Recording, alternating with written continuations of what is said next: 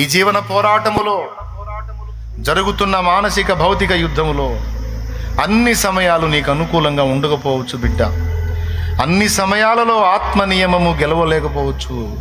నువ్వు ఎక్కడో చోట కొన్నిసార్లు ప్రార్థనకు దూరమై, వాక్యానికి దూరమై, శరీర క్రియలకు దగ్గరై నీలో పాప నియమము గెలుస్తుండొచ్చు కొన్నిసార్లు.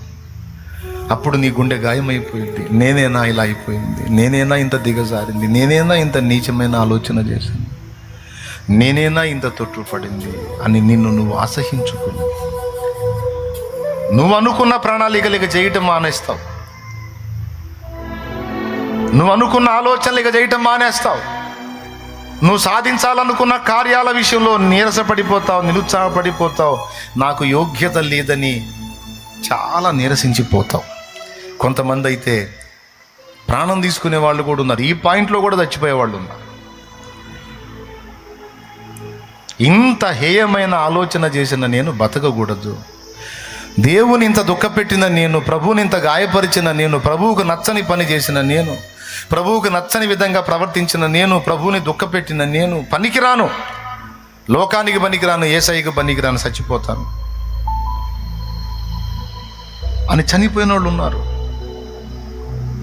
వారి అపరాధాలను బట్టి అందులో మొట్టమొదటిగా చెప్పుకోదగ్గవాడు యూదా ఇస్కరియోతు. సాతాను ఆలోచనకు చోటిచ్చాడు. చివరి వరకు దేవుడు హెచ్చరిస్తానే ఉన్నాడు. తప్పు ఆలోచనకు చోటిస్తున్నావు అని నా తండ్రి మాట్లాడుతూనే ఉన్నాడు. అయినా వినలేదు, బలహీనపడ్డాడు. తన ప్రియ గురువు ప్రాణప్రదుడైనటువంటి ప్రభువుని వెళ్ళి 30 వెండి నాణ్యాలకు అమ్ముకున్నాడు. వాళ్ళు తీసుకెళ్లారు, యేసయ్యని అరెస్ట్ చేశారు, ముద్దుతో అప్పగించాడు, యేసయ్యని అప్పగించాడు. వాళ్ళు సిలువకు తీసుకెళ్లారు. ఇక ఆయన కొడుతున్నారు వాని కళ్ళ ముందే. అప్పగించిందాక ఒక శోధన, అప్పగించినాక ఇంకొక శోధన. పాపం చేసిందాక ఒక శోధన, పాపం చేసినాక ఇంకొక శోధన. ప్రభువుని వాని కళ్ళ ముందే కొడుతుంటే, రక్తం గారేటట్టు కొడుతుంటే వాని హృదయంలో కదలికొచ్చింది. అరే, నేను తప్పు చేశాను, నేను పాపం చేశాను, పెద్ద మహాపాపం చేశాను. ఆయన చేత విరిచి ఇచ్చిన రొట్టెలు తిన్నాను, దుర్మార్గుడిని. ఆయన ఉపదేశం విన్నాను, ఆయన ప్రక్కలో పండుకున్నాను. ఆఖరికి ఇందాక కూడా రొట్టె విరిచి నాకు ఇచ్చాడు నా ప్రభు. నా కడుపు నింపాడు నా ప్రభు. నన్ను ప్రేమించాడు నా ప్రభు. నేను దొంగనని తెలిసి కూడా నాకే సొమ్ము సంచిచ్చాడు. అంతము వరకు నా ప్రభు నన్ను ప్రేమించాడు. నేనెందుకు ఇంత నీచమైన పని చేశాను, నేనెందుకు ఇంత అపరాధం చేశాను, నేనెంత పాపిని అని ఏడవటం మొదలుపెట్టాను. ఏడ్చి యేసయ్య దగ్గరికి వస్తే ఒక రకంగా ఉండేది. ఏడుస్తూ అధికారుల దగ్గరికి వెళ్ళాడు, యాజకుల దగ్గరికి వెళ్ళి, మీ డబ్బు మీరు తీసుకోండి, నేను నిరపరాధ రక్తమును అప్పగించి తిని ఆయనను వదిలిపెట్టండి అన్నాడు. మేము ఇవ్వాల్సింది ఇచ్చాం, చేయాల్సింది చేశాం, బా ఇంకా జరగదు అది అన్నారు. ఏం చేయాలో వాడికి అర్థం కాల. ఆ సొమ్ము తీసుకెళ్ళి దేవాలయంలో విసిరివేసి, ఇక ఎక్కువైపోతుంది వాడికి అపరాధ భావం, ఎక్కువవుతున్నప్పుడు వానికి ప్రభువు కనపడలా. వాని మనసుకు చావు కనపడింది. ఇక చావే శరణం, చావే కరెక్టు, చావే ముఖ్యం, చావే. సాతాను కుట్ర. చేసినంతసేపు ఒక శోధన, చేసినాక ఇంకొక శోధన. చచ్చిపో. ప్రభువు నిన్ను క్షమించడు, దేవుడు నిన్ను వదిలిపెట్టడు, నువ్వు దుర్మార్గుడివి, దుష్టుడివి, నువ్వు మామూలుడివి కాదు, నువ్వు అంత పని చేసావు, ఇంత పని చేసావు, ఏసయ్యను అప్పచెప్పేశావు. నువ్వు నీ మనసు దగ్గర కూడా వచ్చి నువ్వు ఇంత పని చేసావు, యేసయ్యను దుఃఖపెట్టావు, యేసయ్యని గాయపరిచావు, యేసయ్య కళ్ళ ముందు నువ్వు తప్పు చేసావు, నువ్వు అట్లా చేసావు, నువ్వు ఇట్లా చేసావు, నువ్వు ఇలా అన్నావు, ఇలా ఆలోచన చేసావు, నువ్వు అలా చేసావు, ఇలా చేసావని నువ్వు చిన్న పొరపాటు చేసినా దాన్ని భూతద్దంలో చూపించి నీ మనసు కృంగి నీ అంతటా నువ్వే చావుని వెతికేటట్టు దేవుని ముందుకెళ్ళి హృదయపూర్వకంగా, దేవా నన్ను చంపు, దేవుడు ముందుకెళ్ళి కూడా క్షమించు కాదు, నన్ను చంపు అనే పరిస్థితికి నువ్వు వచ్చేటట్టు చేస్తావు. ఏమన్నా అర్థమవుతుందని నేను చెప్పేది? ఎంతమందికి? దానికి వాడు అపరాధ భావమును వాడుకుంటాడు. ఇక అప్పుడేం జరుగుతుందో తెలుసా? ఈ అపరాధ భావం ఎప్పుడైతే నీలోకి వచ్చిందో 2 జరుగుతాయి. ఒకటి, నువ్వు చేయాలనుకున్న దేవుని పని ఆగిపోయింది. ఇక మనస్సాక్షి ఒప్పుకోదు. ఎవరికన్నా యేసయ్య గురించి చెప్పబోతే, నువ్వు బాగున్నావా, నువ్వు కరెక్ట్గా ఉన్నావా, బట్ చూడు ఎట్లా వేస్తాడో లంకె, పక్కన ఎట్టేస్తాడో చూడువాడు. నువ్వు బాగున్నావా, నీ పద్ధతులు నువ్వు మార్చుకున్నావా, అసలు నీకు మారు మనసు ఉందా, అసలు నువ్వు క్రమంగా ఉన్నావా, నువ్వే వంకర టింకరగా ఉండి నువ్వు ఎదుటోడికి నీతులు చెప్తున్నావు, నోరు మూసుకోరా పుల్లయ్య అంటాడు. ఎక్కడ జరిగింది ఇది? బయట ఎవడో వచ్చి చెప్పడు, నీ మనసులో నుంచే వాడు ప్రేరేపిస్తాడు. ఇక అది నీకు వచ్చినప్పుడు ఆటోమేటిక్గా సౌండ్ డౌన్ అయింది. చెప్దాం అనుకొని కూడా నా బతికే బాగలేదు, నేనే వంకర టింకరగా ఉన్నాను, ఏం చెబుదాంలే అని సర్దుకుంటాం. అబద్ధాలు ఆడకుండా చెప్పండి. ఇలాంటి శోధనలు మీకు వచ్చినాయా, రాలేదా? వస్తే చేతులు ఎత్తండి.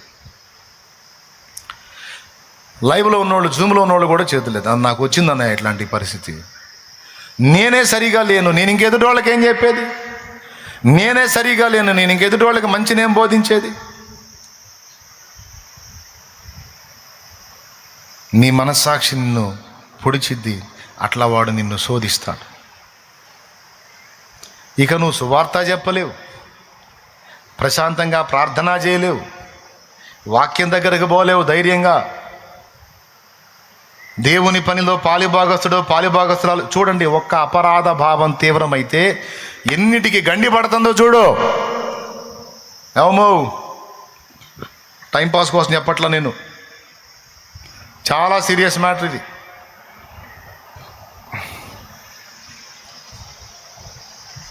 ప్రార్థన చేయబుద్ధి కాదు, ప్రభా అని మోకాళ్ళు ఏ బుద్ధి కాదు. ఎందుకంటే పెద్ద పరిశుద్ధరాలు వచ్చింది, ఇక మోకాళ్ళు వేస్తుంది. నటన, వేషధారణ, నువ్వు చేసింది ఏంది? మళ్ళీ దేవుని ముందుకు వచ్చి స్తోత్రం అని ఎట్ట చెబుతావు? సిగ్గుందా నీకు? నువ్వు స్తోత్రాలు చెప్తే ఆయన వింటాడా? ఇంత పాపివి నువ్వు, ఇంత నీచుడివి నువ్వు, ఇంత దౌర్భాగ్యుడివి. నీ ప్రార్థన వినబడిద్దా? మోకాళ్ళు వేయి కూడా లేచి వెళ్ళిపోతాం. ఎందుకు? అపరాధ భావం తీవ్రమైంది. కానీ పరిశుద్ధాత్మ ఏం చెబుతాడో తెలుసా? లేచి వెళితే కాదురా, నువ్వు మోకాళ్ళు వేసి నిలబడు, ఆయన దగ్గరికే రా. దప్పికొనిన వాని నీళ్ళ యొద్దకు రానిమ్ము, ఉచితముగా జీవజలములు పుచ్చుకొననిమ్ము అన్న ప్రభువే. మలినపరచబడిన వాని నీళ్ళ యొద్దకు రానిమ్ము, నేను వాణ్ణి గడుగుతాను. నా రక్తం యొద్దకు రమ్మను, నేను వాణ్ణి గడుగుతాను, శుద్ధి చేస్తాను. పేతురు ఆయన ఎవరో నాకు తెలియదని 3 సార్లు అబద్ధం ఆడాడు, కానీ రక్తమును ఆశ్రయించాడు, ప్రభువు కడిగాడు, మళ్ళా లైఫ్ ఇచ్చాడు. యూదా రాకపోయినే. కాబట్టి మొట్టమొదటిది అవమానము, 2వది అనుమానము, 3వది అపరాధ భావం. వాడి తంత్రాలు. అపరాధ భావము అతి, అపరాధ భావం ఎక్కువ చేస్తాడు. నువ్వు అనుకున్న ఆలోచనలన్నిటి మీద నీళ్లు చల్లుతాడు. నీకేం చేయబుద్ధి కాదు, సిగ్గుగా ఉంటుంది. మళ్ళీ జనం ముందు మామూలుగానే ఉంటావు, కానీ పర్సనల్ లైఫ్, నీ లైఫ్ నీకు తెలుసు కాబట్టి సిగ్గేస్తుంటుంది. ప్రార్థనకి అదే ఫీలింగ్, ముఖం జల్లదు, వాక్యం దగ్గరికి రాలేవు, వాక్యం వినలేవు, మోకాళ్ళు వేయలేవు, సువార్త చెప్పలేవు, అన్నిటికీ గండిపడిద్ది. దేవుని సన్నిధిలో కూర్చోలేవు, దేవుని సన్నిధిని వెతకలేవు, అన్నిటికీ పడింది. మరి దీని విరుగుడేంది? సావేనా? అలాంటి విషపూరిత ఆలోచనలు కూడా వస్తాయా, రావా? నేను ఎదుర్కొన్నానన్న అలాంటి శోధన అన్నోళ్ళు చేతులు ఎత్తండి. నీవింత బలహీనుడివి, బతకటం వేస్ట్, నువ్వింత బలహీనరాలివి, సస్తే పోయిద్ది అనే ఆ స్థాయి ఆలోచన. అదిగో చూసారా? నేను ఒట్టిగా చెప్పట్లా.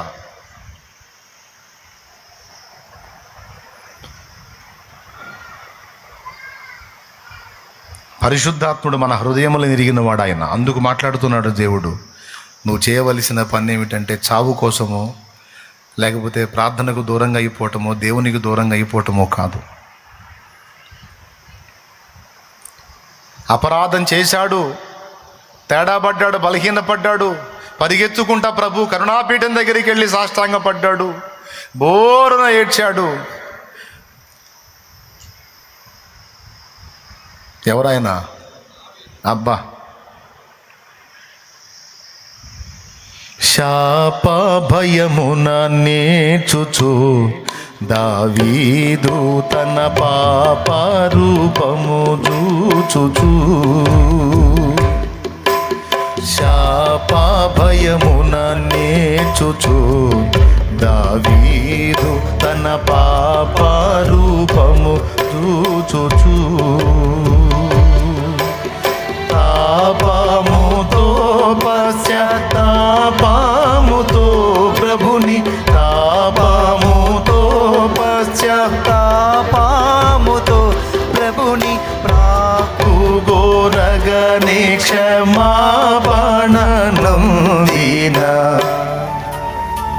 మనము మంటివారమని ఆయన జ్ఞాపకం చేసుకుంటాడు, మంటి పురుగులమని జ్ఞాపకం చేసుకుంటాడు, అల్పులమని జ్ఞాపకం చేసుకుంటాడు, బలహీనులమని జ్ఞాపకం చేసుకుంటాడు. అయ్యా అనుకుంటా పోయాడు.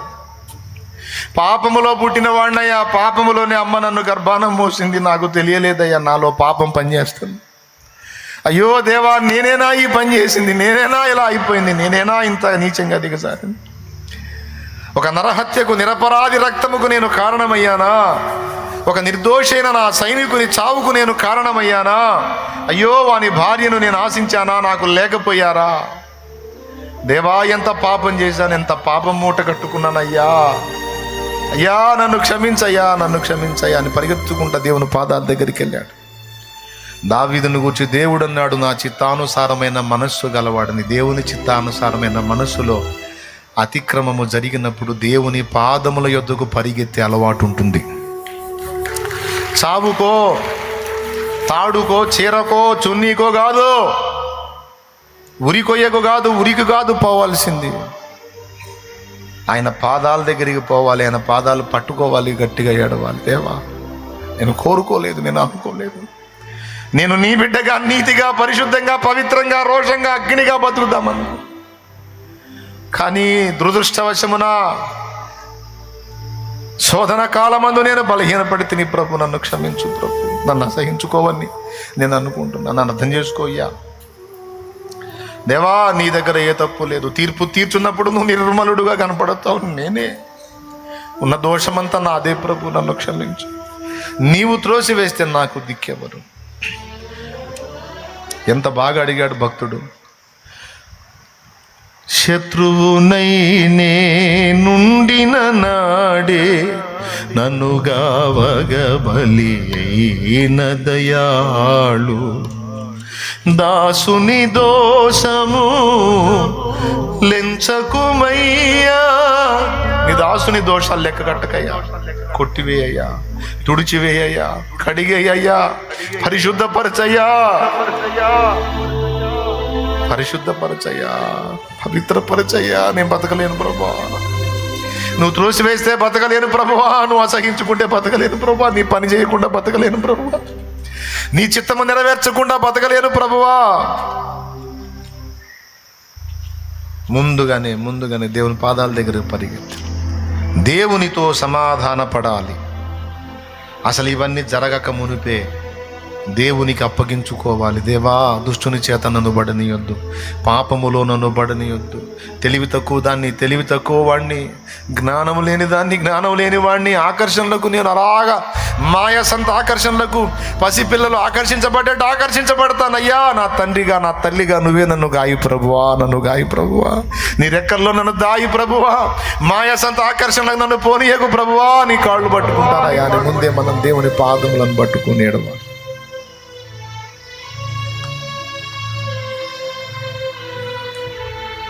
ఆయన పాదాలు ఆశ్రయించి సరి చేసుకోవాలి, మెళకువగా ఉండాలి. అయినా అడుగులు జారితే ఇది పద్ధతి. బిడ్డలారా అందరూ వేలాది మంది వింటారు ఈ వేళ, అందుకే చెప్తున్నాను, నేను పరిశుద్ధాత్మ ప్రేరణతోనే మాట్లాడుతున్నాను. సంధివ్వకండి సైతానుకి. అపరాధ భావం మంచిదే, కానీ అది అతి అయిందంటే చావుకెళ్ళిద్ది నీ మనసు, చచ్చిపో ఉంటుంది. వాడు అదే నెగిటివిటీ నీ మీదకి పంపిస్తూ ఉంటాడు, వ్యతిరేకత నీకు వచ్చేటట్టు చేస్తాడు, నీ మనసు మీదకి యుద్ధం చేస్తాడు. నువ్వు చేయాల్సింది దేవుని పాదాలు పట్టుకోవాలి, దేవుని దగ్గర ఆయన రక్తమును ఆశ్రయించాలి, కడుక్కోవాలి, ప్రభువుతో సమాధాన పడాలి, మళ్ళా కార్యోన్ముఖుడవై మళ్ళా యుద్ధం మొదలు పెట్టాలి. కార్యోన్ముఖురాలివై మళ్ళా ఛాలెంజ్ తీసుకోవాలి, మళ్ళా రోషముగా దేవుని కోసం నిలబడాలి. అంతేగాని కృంగిపోకూడదు, బలహీనపడకూడదు, ధైర్యం విడవకూడదు. నీ మనసు అంటది తెలియక చేస్తే క్షమిస్తాడు, నువ్వు తెలిసే చేశావు కదా.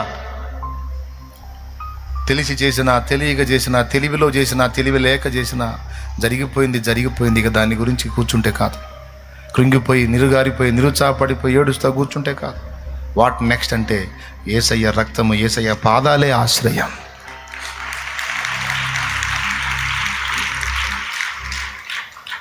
ఈ విషయాలని మనం గట్టిగా చేపట్టాలి, లేకపోతే మోసం జరిగిద్ది. నీ వీక్ పాయింట్లను అడ్డం పెట్టుకొని వాడు తరచుగా వాటిలో నువ్వు బలహీనపడేటట్టు చేసి నీ ద్వారా దేవుడు తలపెట్టిన పెద్ద ప్రణాళికలు నెరవేరకుండా వాడు నిన్ను వ్యర్థురాలిగా కూర్చోబెడతాడు. అక్కడ సేవకులు అయిపోయారు, ఇందులో సేవకులు దెబ్బతిన్నారు, సేవకురాళ్ళు ఎఫెక్ట్ అయిపోయారు.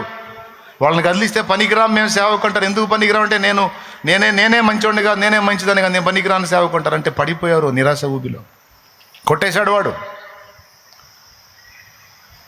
రోషం కలిగి దేవుని కొరకు భగ్గున మండుతారనుకున్నాడు, దద్దమలై కూర్చున్నారు. వాడు కొట్టింది దెబ్బకి. బిడ్డా, నువ్వు ఎప్పుడైతే దేవుని కోసం బతకాలనుకుంటావో, దేవుని కోసం ప్రణాళికలు రచించుకుంటావో, దేవుని కోసం గొప్ప గొప్ప ఉద్దేశాలు ప్లాన్ చేసుకుంటావో, వాడు వచ్చే రూట్లో వాడు వస్తాడు, వాడు గీసే స్కెచ్ వాడు గీస్తాడు, వాడు కొట్టే దెబ్బ వాడు కొట్టడానికి ట్రై చేస్తాడు. దాన్ని తిప్పుకొని తిరిగి కొట్టాల వాడిని. దాన్ని తట్టుకొని దాన్ని తిప్పుకొని తిరిగి వేయాల వాడిని. అంతేగాని ఇస్కరియోతు యూదాలాగా కుప్పగూలిపోకూడదు.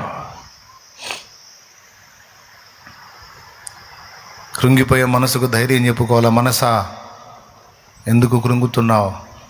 ఆయన కృపగలవాడు. క్రీస్తు యేసునందున్న కృప చేత బలం తెచ్చుకో. ఆయన మహాశక్తిని బట్టి బలం తెచ్చుకో.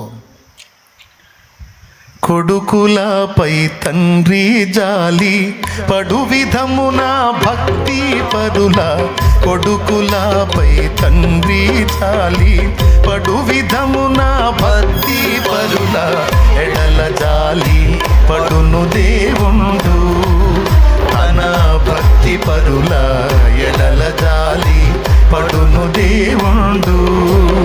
ఆ కారణము చే దేవ సంస్కృతి చేయవే మనసా శ్రీ. ఏమా, యుద్ధంలో ఉన్నప్పుడు ఒక దెబ్బ మనకు తగలదా? మన దెబ్బలు శత్రువుకు తగిలితే వాడి దెబ్బలు మనకు కూడా తగులుతాయి. ఏమో ఒక దెబ్బ తగిలింది, పడ్డావు, పడి అక్కడే కూర్చుంటే ఇంకా లేవకుండా చంపుతాడు పిచ్చోడా. యుద్ధంలో మనకు ఉండాల్సిన వివేకం అది. ఫైట్ చేస్తున్నావు, స్కెచ్ గీశాడు, వ్యూహం వేశాడు, వర్కౌట్ అయింది, దెబ్బ తగిలింది, గాయమైంది, పడ్డప్పుడు చేయాల్సిందేంది? అక్కడే కూర్చున్నావు అనుకో, లేవకుండా కొడతాడు వాడు. ఆహా, యుద్ధరంగం జరుగుతున్న పోరాటంలో దెబ్బ తగిలింది, కూలబడ్డాను, తిప్పుకోవాలి, అర్జెంటుగా తిప్పుకొని వాడికి దెబ్బగా దెబ్బేయాలి, అండుకొట్టాలి, నేను తిప్పుకోవాలి, నేను కూలబడకూడదు. ఈ మైండ్ రావాలి మనకి. చాలా చాలా చాలా కీలకం ఇది. తిప్పుకునే మనసు రావాలి. తిప్పుకోకపోయావంటే అవుట్.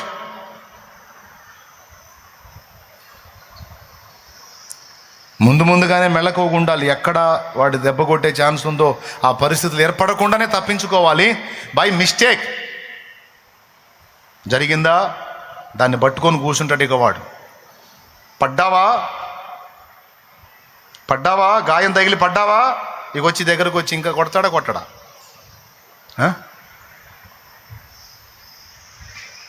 ఇక లేవకుండా కొడతాడు.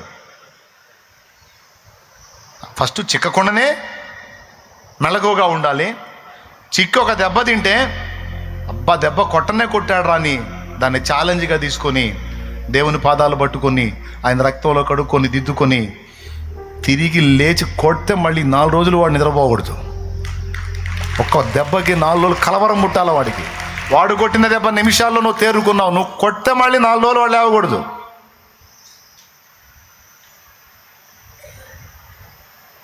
నీకు నా దేవుడు తోడై ఉంటాడు.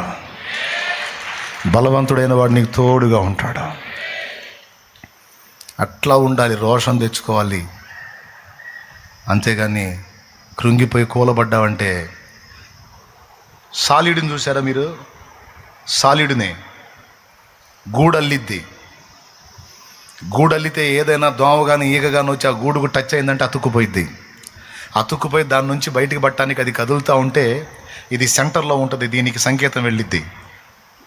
ఆ సెంటర్ నుంచి అక్కడికి వచ్చిద్ది, ఆ ఈగ దగ్గరకు ఆ దోమ దగ్గరకు వచ్చిద్ది. వచ్చి అది అల్లిన దారాల్లో ఒక దారం తగులుకొని ఇది మిగిలిన బాడీ అంతా ఫ్రీగా ఉంటుంది, ఒక దారం తగులుకొని దాని నుంచి వదిలించుకోవడానికి తిప్పలు పడుతుంటుంది. ఇదొచ్చి ఇక మొత్తం టోటల్ బాడీ మొత్తాన్ని రౌండ్ కొట్టేసిద్ది. ఇంకా దారాన్ని దాని మీదకి ఉత్పత్తి చేసి దాన్ని మొత్తాన్ని అలా చుట్టేసి దాన్ని రెక్కలు ఆడకుండా టోటల్గా దాని బాడీ మొత్తం ఒక్క మెడ భాగాన్ని ఒక్కదాన్ని బయట ఉంచి మిగిలిన బాడీ మొత్తాన్ని, దానికి వెనక ఉండే కాళ్ళు ముందుండే కాళ్ళు అన్నిటిని చుట్టేసిద్ది. రెక్కలను చుట్టేసిద్ది, ఎగిరిపోకుండా కాళ్ళను చుట్టేసిద్ది. ఎంత స్పీడ్గా చేసిద్దంటే దన దన దన దన దన దన దన దన దన దన దన దన చుట్టేసి మెడ భాగంలో గ్యాప్ ఉంచిద్ది. ఎందుకో తెలుసా? అక్కడి నుంచి బ్లడ్ తాగటానికి.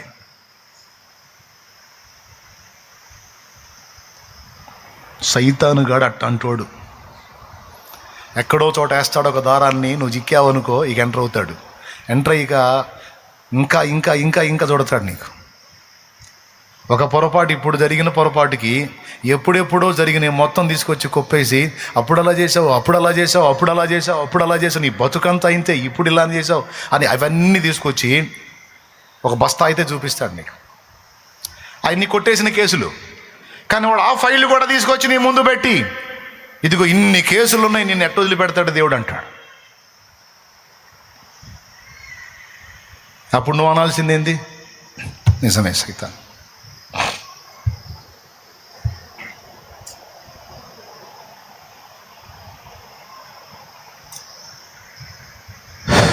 నిజమే, సైతాన్ కరెక్టే, పనికిరాను, ఇంకా వేస్ట్.